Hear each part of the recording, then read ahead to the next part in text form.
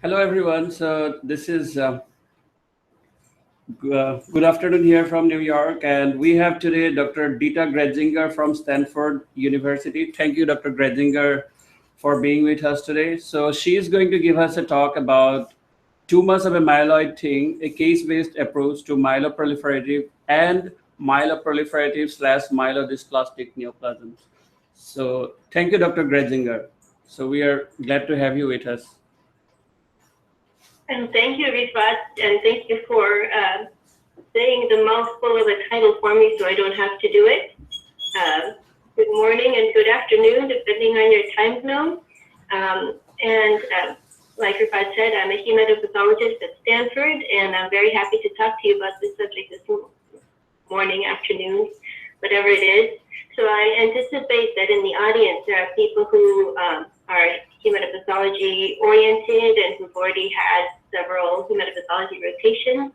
And there may be people who haven't had their first bone marrow rotation yet. So, buckle up. I'm going to talk to a spectrum of people here, starting with basic concepts, but also talking about some more complex and interesting and tricky things. And hopefully there'll be a little something in here for everyone. For those who haven't done any hematopathology before, this will be a chance to learn some of the concepts and just hear those words for the first time. There's not an expectation that by the end of this, you'll have memorized everything that's in it, but the next time you see that concept or that word, it'll sound a little familiar, and the next time a little more, and you'll get there. So I'm talking about two sort of WHO categories here, the myeloproliferative neoplasms and the mixed myeloproliferative and myelodysplastic neoplasms. And as you can see, I've color-coded them here to give an idea of what all this verbiage is. So myeloid neoplasms in general are initially characterized by overproduction of leukocytes or red cells or platelets. So the myeloproliferative neoplasms in their early stages, you'll have either everything up or one or more of those types of cells increased in the peripheral blood. However, if you catch them at the end stages, even though technically they're myeloproliferative, people will have cytopenias because the marrow will be replaced by fibrosis. The myeloproliferative myelodysplastic neoplasms on top of these features also have features of myelodysplasia, meaning that the morphology of the red cells, platelets, and myeloid cells and their precursors looks abnormal, and they may also have some of those characteristic cytogenetic abnormalities.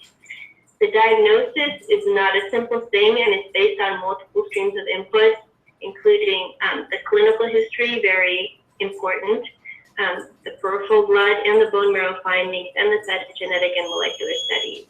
And I always tell my beginning rotating students, we always want to start with the peripheral blood. Jumping straight to the bone marrow biopsy on someone with a complex hematologic disorder is kind of like walking into the room with your patient and not introducing yourself, not saying hello, not looking at them, and just sort of jumping straight to the auscultation and palpation, which probably A, wouldn't go over very well, and B, you're going to miss a lot that way. So definitely the clinical history and the peripheral blood are very important parts of that exam. Okay.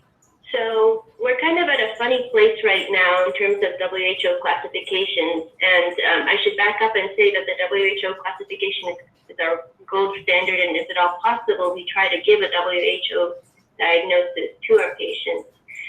Of course, we know that the 2016 update to the WHO classification is just about to come out any day now, but we're still operating on the 2008 WHO classification. However, there have been two big publications in Blood about the lymphoid and the myeloid updates WHO classification. So we have an idea of what's coming, although it's not 100% set in stone yet until we see that 2016 WHO update.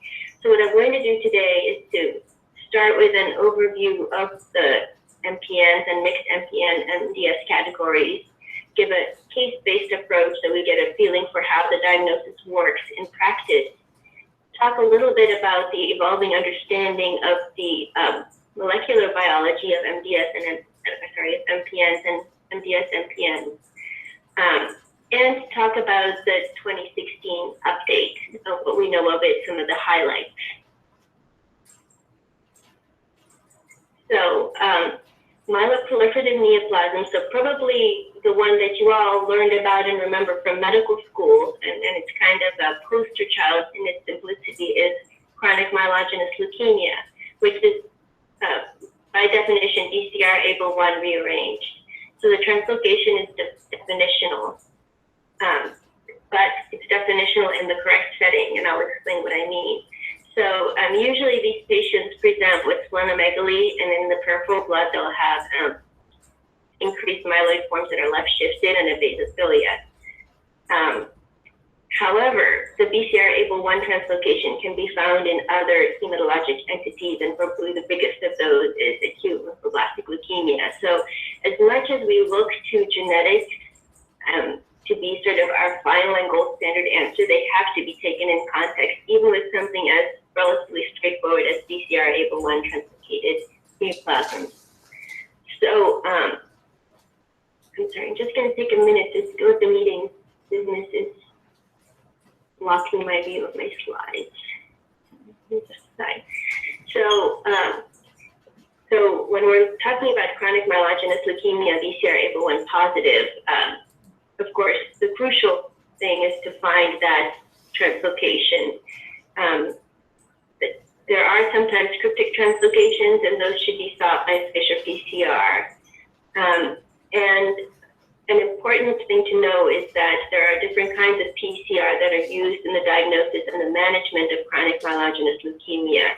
So the one we want to use as diagnosis is qualitative PCR, which interrogates both the major and the minor breakpoints in BCR-ABL.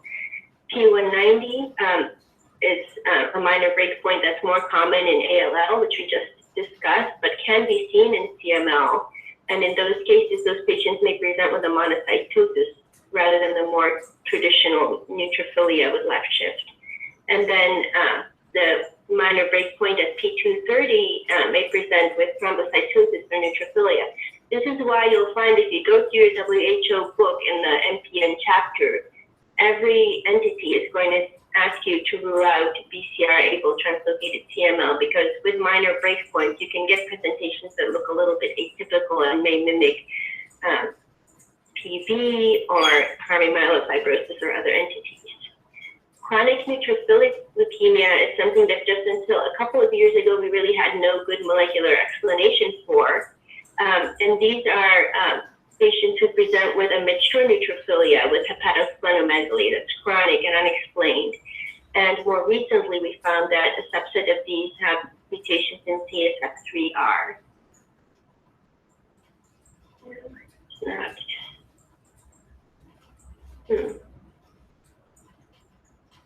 I'm sorry, it seems my slides are stuck. I'm gonna.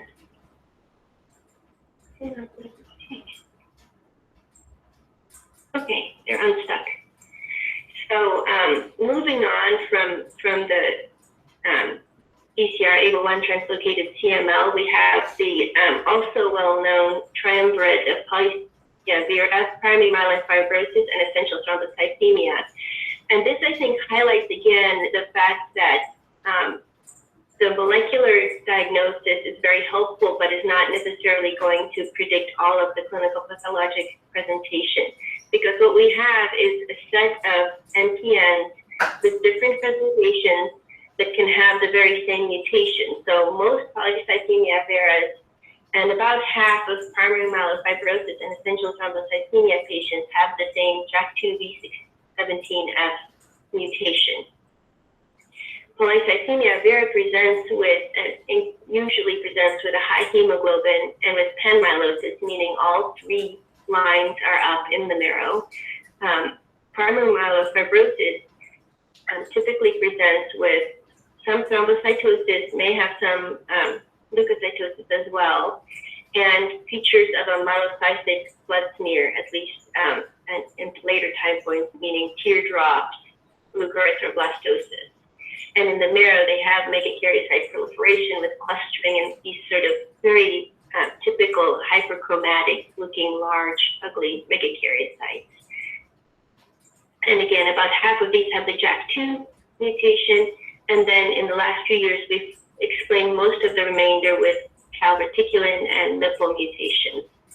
Essential thrombocythemia is sort of the most clinically indolent of these three. Has pretty much the same mutation spectrum as primary myelofibrosis, but these patients luckily seem to have more specific involvement of the megakaryocytic lineage. So an isolated megakaryocyte proliferation with thrombocytosis and without panmyelosis, and with much less likelihood of progression to fibrosis. Then we have more rare entities, including chronic eosinophilic leukemia, systemic mastocytosis, and unclassifiable myeloproliferative neoplasms. Moving on to the MDS MPNs, and you're going to see more of these, particularly that first one, CMML, chronic myelomonocytic leukemia, is quite frequent.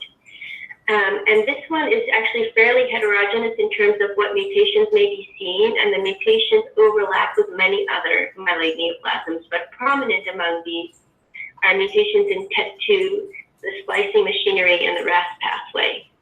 We have a very small and esoteric category of atypical CML, BCR ABL1 negative, and this, like chronic neutrophilic leukemia, shows at least a subset of TSF3R mutations that were shown relatively recently. Juvenile myelomonocytic leukemia is fortunately fairly rare, and it's characterized like a subset of CMML by RAS pathway mutations. But in contrast to CMML, many of these have an inborn error. MDS, MPN classifiable, of course, we always have to have a category like this. And then RARST, refractory anemia with ring sideroblast and thrombocytosis. And RARS is probably familiar to you from the MDS world, and this is one of the most indolent myelodysplastic syndromes, refractory anemia with ring sideroblast, where there is an isolated defect in the erythroid, primarily affecting the erythroid lineage, where there's a problem in the production of heme in the mitochondria. So you get a backup of iron within the mitochondria, the so-called constipated mitochondria, that form a ring around the nucleus, and that's visible as ring sideroblasts. And these patients actually do really well, but they are definitely transfusion dependent. So then a subset of these patients also has thrombocytosis, and it turns out that they tend to have those same JAK2, MPL, or calreticulin mutations that we see in ET, PV, and primary myelofibrosis. And the ring sideroblast, in probably greater than 90% of cases, have been associated with a particular mutation in SF3B1. So those are a true hybrid category that we now can explain molecularly, which is beautiful.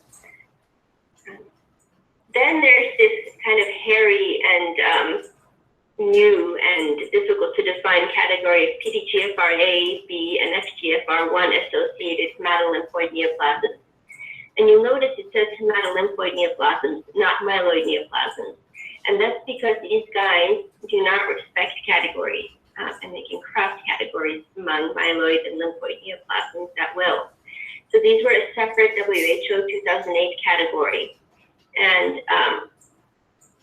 typically, or most commonly, when we recognize them, it's when they present as myeloproliferative neoplasms. But they can also present as AML and ALL, either T, D, or undifferentiated leukemia. Often they have eosinophilia, but not always. So the eosinophilia can be a tip to look for these kinds of translocations. And one thing that they have in common is that they're associated with translocations that lead to activation of particular tyrosine kinases, namely the ones listed above. Importantly, PDGFR translocated cases may be imatinib susceptible. So very important to identify these because we have a way to cure these patients. And actually, I had written that other kinase activating translocations like PCM JAK2, ETV6 JAK2 are likely to be recognized in the future. And in fact, I think that is the case, at least for PCM JAK2, and we'll go over that when I talk about the 2016 update to the WHO. Okay, so we've got sort of a groundwork for what we mean by MPN and MDS MPNs, and an overview of what those molecular, underlying molecular abnormalities are. So now let's go to some cases, because I know really learning is best through case-based presentations. So what you see here is Yosemite through the eyes of a pathologist. So clearly, you know, we don't look around or up, we look in detail, or at least I do. So that was a redwood tree. So here's a 46-year-old man who presents to the ED with increased bruising for several months. His CBC is notable for a WBC of 89 with an absolute neutrophil count of 59. So he's got quite a leukocytosis going on. At the same time, he's also anemic with hemoglobin of 9.4 and fairly thrombocytopenic with a platelet count of 18. So this is quite worrisome. We could think about a leukemoid reaction. For example, he might be septic with WBC and ANC. But if so, then we would hope the platelet count wouldn't be that low unless he also had DIC or something going on. So very worrisome here. So let's look at his peripheral blood smear. And we notice straight away that indeed the platelet count looks like it's low. There's just the rare occasional platelet here. The red cells look fairly unremarkable, but are a little bit low, as we would expect from the low hemoglobin. And interestingly, there's not much polychromasia going on. So it looks like he's got an underproduction of red cells in a setting where he should be producing them. So that's another clue. And notice, by the way, that I'm starting with the least interesting parts of the slide. It's very important to have a set approach to each type of specimen. In the peripheral blood, I usually look at platelets first, then red cells, and then white cells. And this way, I don't miss something. So actually, there were important things at each step of the way here. The platelets in that they're down, the red cells in that they're being underproduced. And that we don't see features of, let's say, DIC with schistocytes and microspherocytes. And then we can look at the obvious thing, which is the white cells. And these are very interesting too. So we see that we have definitely a neutrophilia with a left shift. We've got some circulating, this is probably a metamyelocyte, and maybe a rare blast. And then looking more closely at the neutrophils, we see that some of them are hypogranular, so we can compare a normally granulated form to a hypogranular form here, and it's important to have that sort of internal positive control on the slide to make sure the hypogranularity is not just a byproduct of poor staining. And then some of these also look pelgoroid. So pelgoroid neutrophils are neutrophils that are hyposegmented with these sort of inflated looking nuclear segments that are quite round and a very enhanced checkerboard chromatin pattern. So they're not just segs, they look very different. They have very rounded and rounded nuclear segments. There can even be just one, but typically there are two. And the chromatin pattern looks different in that it is coarser and more like a checkerboard. So we have features here of dysplasia as well as myeloproliferation. Here we're looking closer and getting more of the same feeling. So we see there's quite a left shift going on. We have occasional blasts, we have myelocytes and metamyelocytes. We have pelgoroid looking neutrophils. And we don't have other forms like eosinophils or basophils, or we don't have them. So the peripheral blood smear in summary shows markedly increased and left shifted myeloids with about 4% blasts. And there's no absolute increase in eosinophils, basophils, or monocytes. And many of the neutrophils show dysplastic morphology, including pelgoroid hypogranular forms. So we have our clinical history and our peripheral blood smear. So from here, we should make a differential diagnosis. And the differential diagnosis from the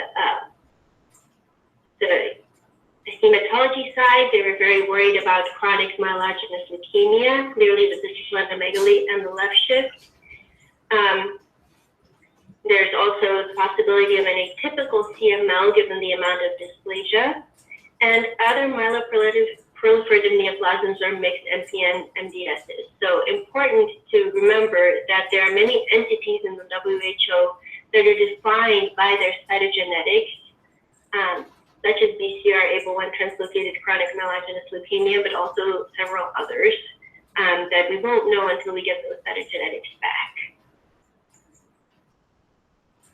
So chronic myelogenous leukemia was strongly suspected by the clinical team based on the clinical history and the peripheral blood findings. So I've kind of given myself away a little bit, and I'm not sitting in the room with you, so we can't really do sort of a question and response, but just think to yourself, what features of the peripheral blood smear are suspicious for CML? So clearly the features that are suspicious for CML are the marked neutrophilia with a left shift, and the fact that there's some anemia and thrombocytopenia suggesting that the marrow is being replaced to some extent. But there are features of the peripheral blood that are less supportive of CML, and we did touch on those, but you can think to yourself again. And the fact that there wasn't a basophilia is a tip-off, and the fact that there was some dysplasia is another tip-off. Those are things that we don't usually see in chronic myelogenous leukemia.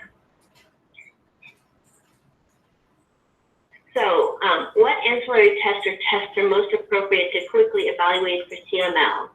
And you'd be surprised, you know, patients come into the ED, and the people who are seeing them are not necessarily hematology specialists, so you may need to be able to help them figure out and triage what are the best tests to do. So is flow immunophenotyping a good one? Well, flow can be helpful in many instances. In ruling out CML, it's not tremendously helpful, right? Because there aren't really characteristic flow abnormalities that are going to be specific for CML. FISH for BCR-ABL1 is a good choice. It has a quick turnaround. It'll pick up the standard translocation as well as cryptic translocation. Quantitative RT-PCR for BCR-ABL1, this is a test that we use later on in the process when we have a diagnosis of BCR-ABL1 translocated CML to look for levels of residual disease. But we need to know that they have a particular breakpoint in order to do this test. And as a screening test, we want to be able to look at all the breakpoints, so that's not a good answer. But qualitative RT-PCR for BCR-ABL1 is another good answer, and it really depends on your particular access to molecular and FISH testing at your laboratories, what's going to have the fastest turnaround. In our case, I think FISH for BCR-ABL1 is probably the quickest and most sensitive in most cases. Conventional cytogenetic studies are always very important to do, but they're not going to give you a quick answer no matter what, because it takes time to grow those cells and then karyotype them. So, looks like I got ahead of myself a little bit, but again, flow immunophenotyping is not specific for the diagnosis of CML. It is an important part of the workup in that you can identify aberrant blast populations, including B lymphoblasts. And it's important to remember that while CML is a myeloproliferative neoplasm, it's really a stem cell disorder, and about up to a third of blast phases of CML are B lymphoblastic leukemias. So if you have a CML that has even a few B lymphoblasts, that's really worrisome for that patient potentially blasting off in the future. The B lymphoblasts, of course, should not be confused with normal hematogogues in the marrow. So interface FISH, which can be done on the peripheral blood or the bone marrow, and really if you have a patient presenting into ED, you'll probably be doing it on the peripheral blood. These have a quick turnaround and they're highly sensitive and specific. So these are really a great way to go. And here is a photo. This is from Tina Cherry in our cytogenetics lab that she posted in UpToDate. And you can see the normal green and red probes on the BCR-enabled loci, and they're brought together to form sort of a yellowish translocation here and here in this other cell. And here is the remaining normal copies. So RT-PCR for BCR-ABL1, this again can be done on peripheral blood or bone marrow. It's has a quick turnaround time and it's very highly sensitive and specific. I do want you to remember the difference and the distinction between qualitative and quantitative RT-PCR. Qualitative RT-PCR for initial diagnosis, quantitative RT-PCR for disease monitoring, and not for initial diagnosis. And this is just to, again, show you that there are multiple possible breakpoints in BCR to form the BCR-able translocation, and that's why it matters which RT-PCR test you're ordering. So you have the major, minor, and micro breakpoints leading to the P210, P190, and P230 BCR-able gene products that we talked about earlier. It has been proposed that there may be very rare BCR-ABL1 negative cases of CML, and to make this diagnosis needs to really rule out that there's a cryptic translocation by RT-PCR or FISH. Likely we'll find that some of these actually are CMML or atypical CML as we begin to know more about sort of the universe of molecular abnormalities in MPNs and MDS-MPNs. Also important to know that BCR-ABL1 does not mean it's CML. It could also be B lymphoblastic leukemia. And finally, I want you to remember that there are rare P230 BCR-ABL1 cases that present a little differently, not necessarily with a neutrophilia and a basophilia with left shift, but with thrombocytosis or a mature neutrophilia. And that's why it's very important to exclude the presence of BCR-ABL1 even in more unusual MPN presentations, because we can treat BCR-ABL1 translocated CML. So conventional cytogenetics, this will work. It'll just take more time. In 90 to 95% of cases, you'll see that characteristic Philadelphia chromosome. However, 5 to 10% of cases could be missed by conventional cytogenetics alone due to cryptic or variant translocations. And again, it takes a lot of time. So it should be done because it's important to know whether there are additional cytogenetic hits or other unanticipated cytogenetic hits, but it will take a while to come back. Okay, this is the reservoir up above Yosemite, the Hetch Hetchy, which the Bay Area here gets its water from. So in this particular patient, no BCR-ABL1 transcripts were detected by major minor breakpoint assessment via RT-PCR. And we eventually got the bone marrow aspirate. So the bone marrow aspirate, you again see a marked myeloid hyperplasia. There are some megakaryocytes present. Looking closer, we can see that there's full spectrum myeloid maturation, starting with our promyelocytes through metamyelocytes, the myelocytes, bands, and segs. Okay, and again, it's a little harder actually to see the dysplasia in the bone marrow than in the peripheral blood, which is why it's so important to spend some quality time with the peripheral blood. But if you look around enough, you will find some hypogranular forms and some pylori forms here. Interestingly, we noticed in the peripheral blood that there wasn't the expected polychromasia, and indeed you can see that there are a few decreased numbers of erythroids here, though you can see some pro-erythroblasts. There are very few blasts present, and the megakaryocytes present are not dysplastic. So here's a closer view yet, and you can see that, again, we have a few eosinophils here, but not really basophils. We have a left-shifted but full-spectrum myeloid hyperplasia with few erythroids and very few blasts. So hypercellular marrow with marked myeloid predominance with full-spectrum maturation, decreased erythroids and megakaryocytes with minimal dyserythropoiesis and 1% blasts. So at this point, I thought this patient probably had the very rare entity of atypical chronic myelogenous leukemia. So here are the WHO 2008 criteria for that entity. A peripheral blood leukocytosis of greater than 13,000 due to increased numbers of neutrophils and their precursors with prominent granulopoiesis, check, right? No Philadelphia chromosome or BCR-ABL1 fusion gene, check. no PDGFRA or PDGFRB rearrangements. Those were also negative, etc. You can see that really actually our case meets these criteria in toto.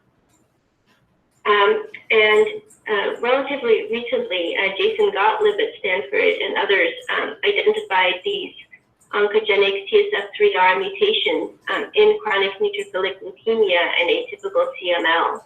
And it seems that they do rarely occur in other myeloid neoplasms, but they do seem to cluster in those two entities. And the interesting thing is that there may be a possibility of using particular small molecule inhibitors for these cases.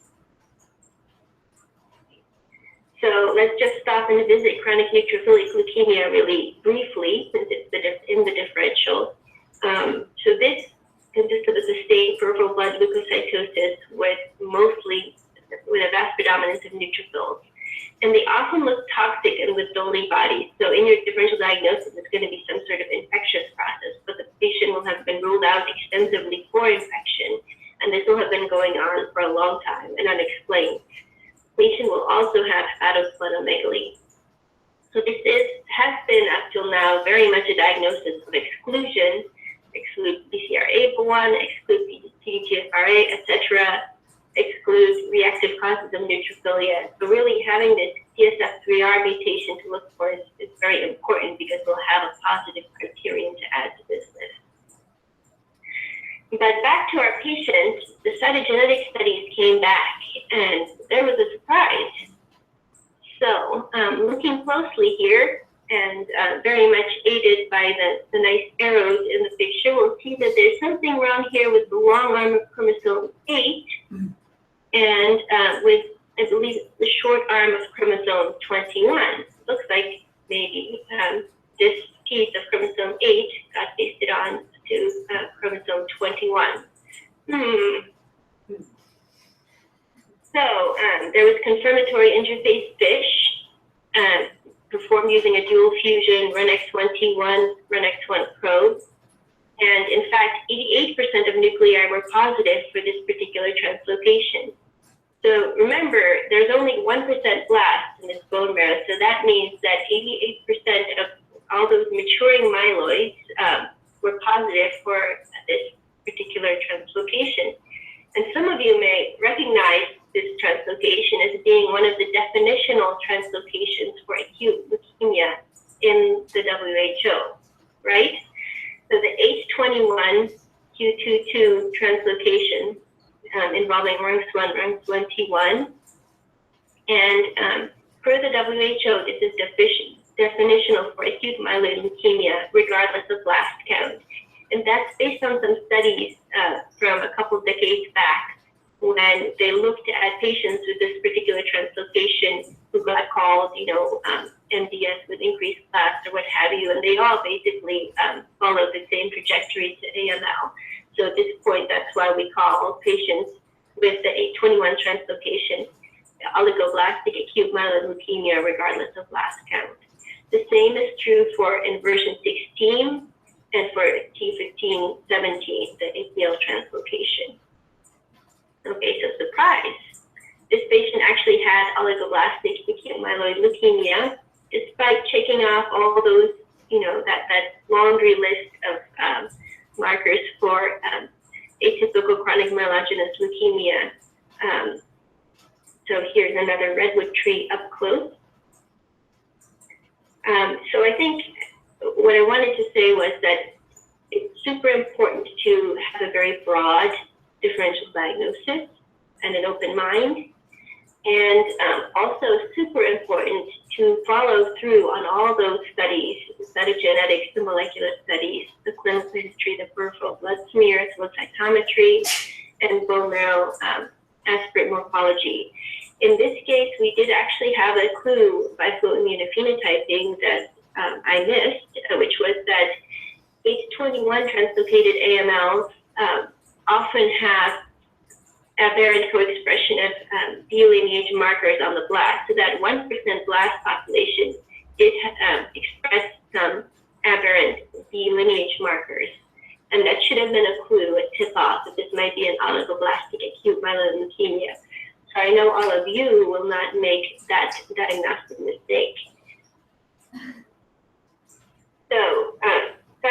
mystery number 2, a 63-year-old woman with progressive cytopenias and splenomegaly.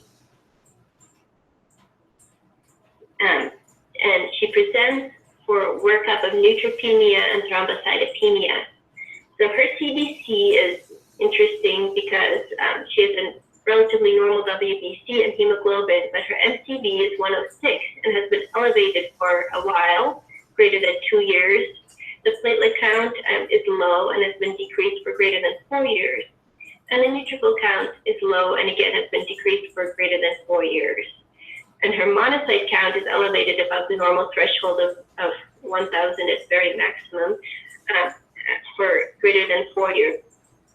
I give you this information. This information didn't come with the patient. This information took some digging. So this gets at the importance of going past just what's on the CBC and on the peripheral blood smear in front of you and digging into the clinical record. And if you can't find it in the clinical record, by all means, picking up the phone and calling up your colleague in hematology or internal medicine or wherever it may be and finding out that very important information that this is a very chronic problem. So here's the peripheral blood of this patient. And again, we're going to start right with the platelets.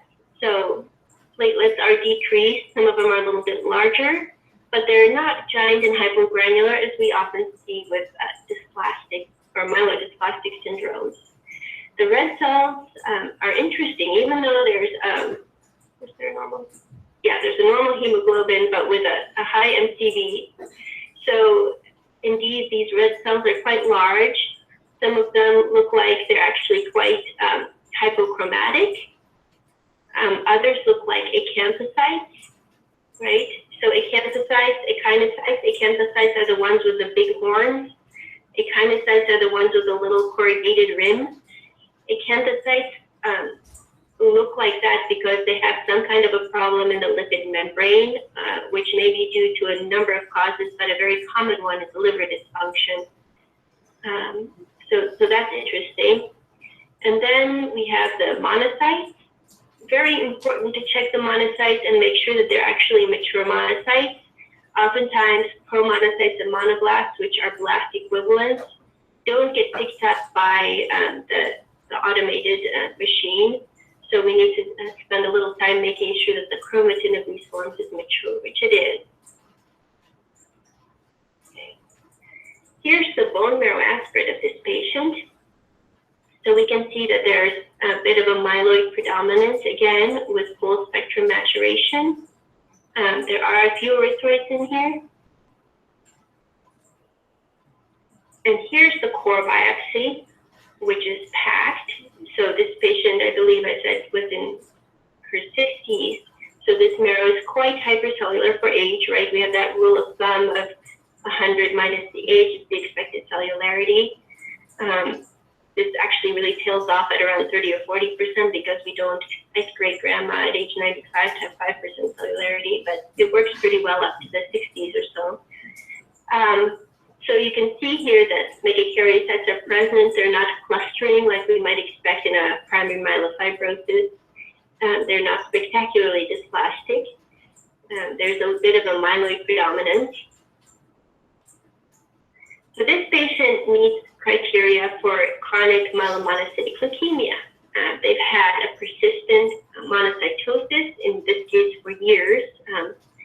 BCR-ABL1 and PTKRF rearrangements were negative. There were less than 20% blasts in the peripheral blood and bone marrow, and there was dysplasia a little bit, and more so in this patient, persistent monocytosis without really another explanation. So while we're on the subject of CMML, let's talk about CMML with eosinophilic, which was recognized as a sort of a variant even before we found that underlying many of these cases was a PDGFR translocation involving ETV6. So the 512 translocation. And this is very important to pick up because it is imatinib responsive. You can see I shouted at you in all caps. So if you have a patient with CMML, very important to have those cytogenetics sent. And those can be routine cytogenetics because this is a very obvious translocation that will generally be picked up on routine cytogenetics. But if for whatever reason routine cytogenetics fails, or you're suspicious even though that came back normal, then FISH studies should be done to look for this kind of translocation, or maybe another translocation involving PDGFR-B or A or FGFR1. Okay, so again, pathologist in the woods looking down, but I think that the litter on the floor was, or on the ground is actually very interesting and formed these beautiful patterns. So let's take another look at the bone marrow aspirate of this patient. So I was a little bit sneaky and showed you an area that was away from spicules. So don't ever just look away from the spicules. Look close to the spicules as well, and you'll find some things that like to stay in. And in this case, there's these interesting cells with kind of magenta granularity, some of them spindle looking. And this is the correlate of those cells in the core biopsy, which I cleverly showed you a different area earlier. So here's a blood vessel, and around it is this spindle, very innocent looking bland spindles infiltrate. And these are mast cells. Okay, here's a closer view. And here's yet another area. They like to be around vessels or next to trabecular bones. And so this was confirmed by immunohistochemistry with CD117 and mast cell tryptase. And they also aberrantly co-express CD25 and CD30. Mast cell aggregates are often associated with fibrosis, so please don't just chalk that up to fibrosis. It's not just cellular fibrosis. It's got a very distinctive look, and it represents a systemic mastocytosis. So there's a complex, again, sort of checklist-based diagnostic system for systemic mastocytosis, involving one major and one minor or three minor criteria. In this case, our patient met criteria for systemic mastocytosis based on the major criterion of multifocal dense infiltrates of mast cells in bone marrow or another non-skin organ, and also had all of these minor criteria. So finally, looking up, indeed, we are in the redwoods here, and we also have systemic mastocytosis with an associated hematological non-mast cell lineage disease, CMML chronic phase. I really apologize for this mouthful. The WHO, and upcoming WHO changes this a little bit, but not much. It's still very long. But basically what it says is that systemic mastocytosis and another myeloid or lymphoid entity coexist and are probably clonally related. Okay, so this particular combination of CMML with mastocytosis are not uncommon. And it turned out that digging back through the records, indeed, this patient had developed severe chronic diarrhea over the last year, and also had sclerotic bone lesions noted on imaging. So this is what his GI biopsies looked like, and you can see it's actually very easy to overlook this if you're not on the lookout. But anytime you have a patient with chronic diarrhea, so actually Rifat, this applies to you. I did say myeloid neoplasms are sneaky and can show up anywhere.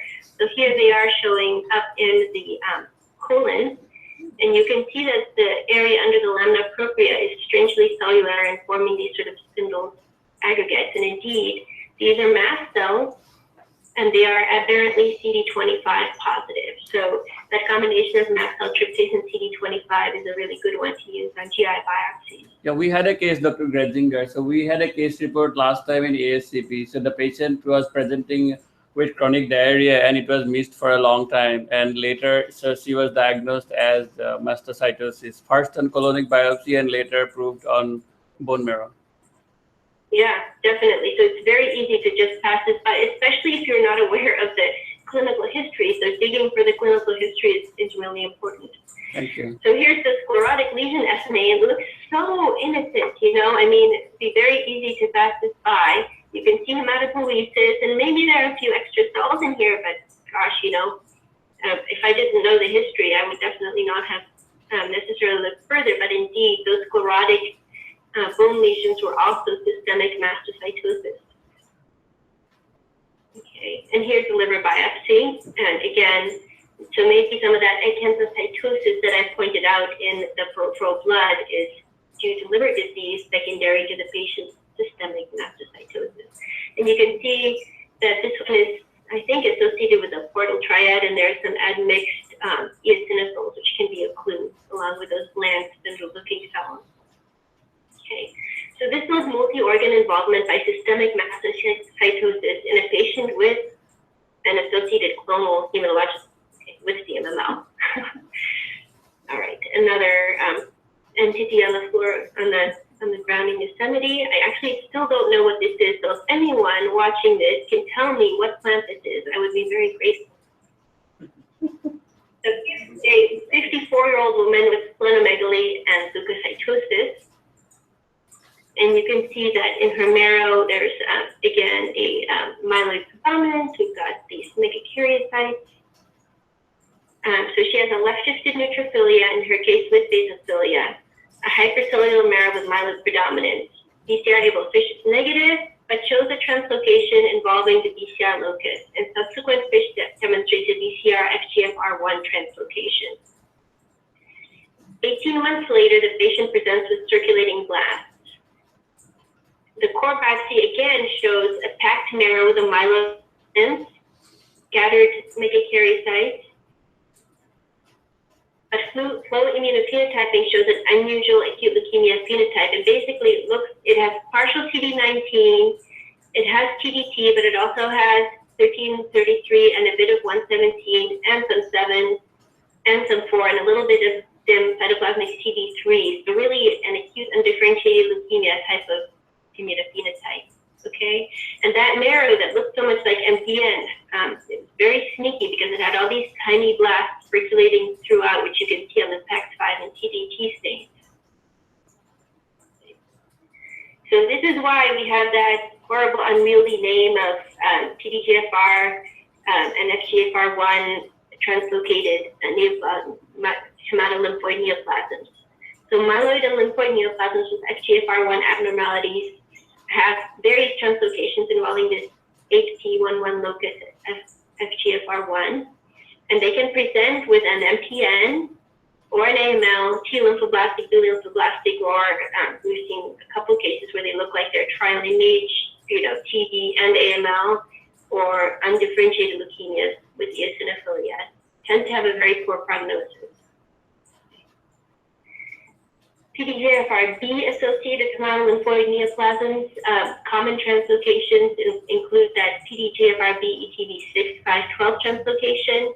Very important again to recognize this because it's imatinib sensitive, and that commonly presents as CMML with eosinophilia, but it can also present as AML or other entities. So very important to look for it because again, we can treat this. PDGFR-A associated hematolymphoid neoplasms, probably the most famous one, involves the cryptic interstitial deletion at 4q12, which results in a FIP1L1 PDGFR-A fusion, and that can be picked up by chick-2 fish, which targets an area within that interstitial deletion. And this is exquisitely imatinib sensitive in many cases. Usually presents with a chronic eosinophilic leukemia type presentation, but you can see this in patients with T lymphoblastic leukemia or AML, and again, so these patients can really respond dramatically to imatinib, so very important to identify them.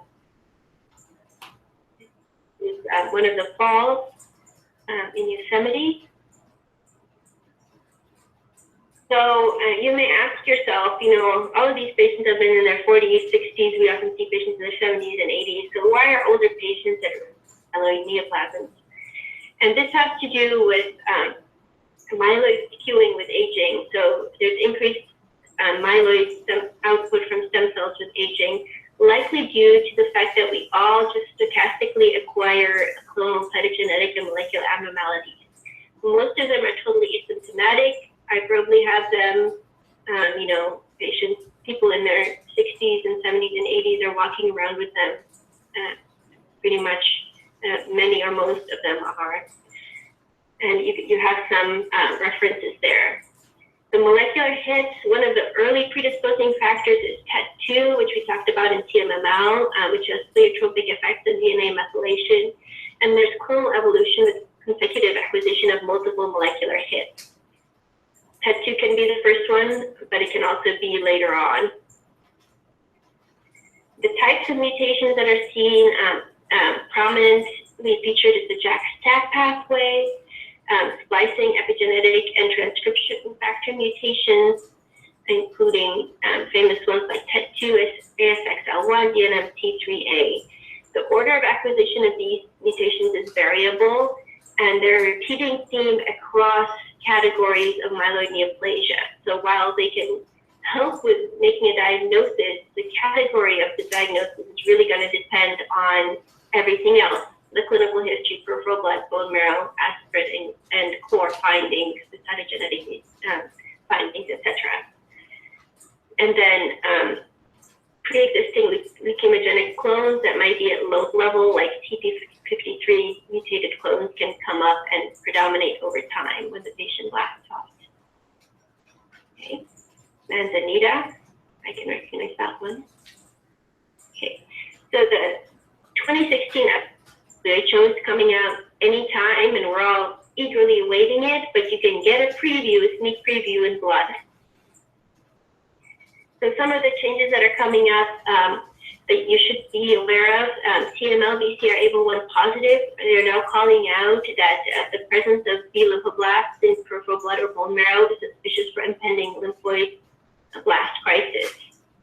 So there's a role for limited flow at diagnosis, even if there's no increase in blasts.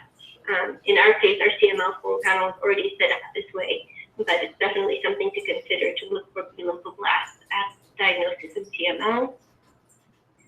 For BCR-ABL1 negative MPNs, they are incorporating some of the more newly recognized, like CALR and CSF3R mutations for their various diagnostic categories.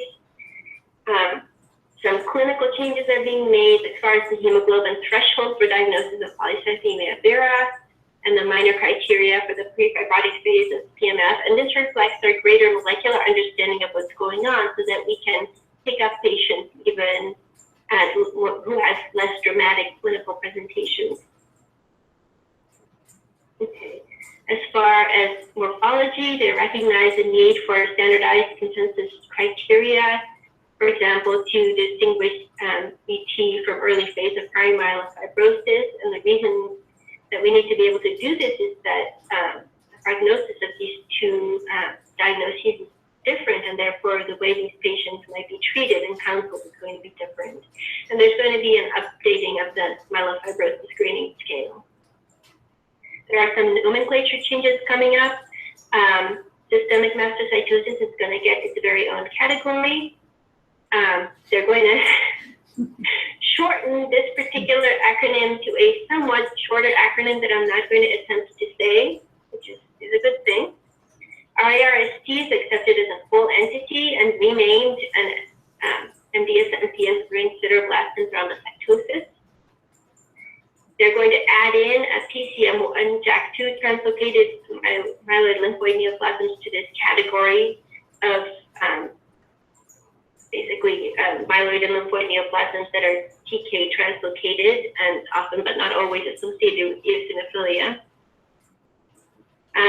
The CMML chapter is going to talk a lot about the molecular abnormalities underlying CMML, including many of the ones we discussed. SFRF2, TET2, and ASXL1 are mutated in the vast majority of cases, so this can actually be helpful in diagnosis when patients have normal cytogenetics and very subtle dysplasia. And there's an indication that some of these, such as ASXL1, may be associated with aggressive behavior, so they may have prognostic significance. Like, this is a complicated story, and I've given you a reference here that you can follow up. And they'll also, and this has been, I think, an ongoing back and forth for quite a while, but I guess the WHO is finally going to say there's a proliferative type and a dysplastic type of CMML based on our leukocyte count. And the 2016 update is going to spend a lot of time talking about the molecular landscape of myeloid neoplasia. which is wonderful. This is actively changing, so I really recommend that all of you start to get used to looking up new molecular abnormalities using PubMed or the COSMIC database, and getting used to just incorporating novel information into your diagnostic thinking, because this is going to continue to change, I guarantee, over at least the next few years. So with that, we're at the end of my planned lecture. I'm really happy to take any questions.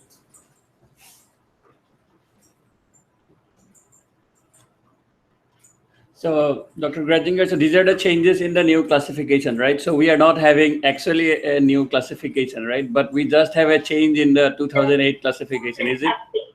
Yeah, it's being called an update because I think other entities haven't had a new edition yet, so the WHO doesn't want to put out a new edition just for hematolymphoid neoplasms. That's why this is being called an update, and the changes are smaller. Yeah. Thank you so much, Dr. Gratzinger. Thanks a lot. Absolutely. Thank you. Thank you.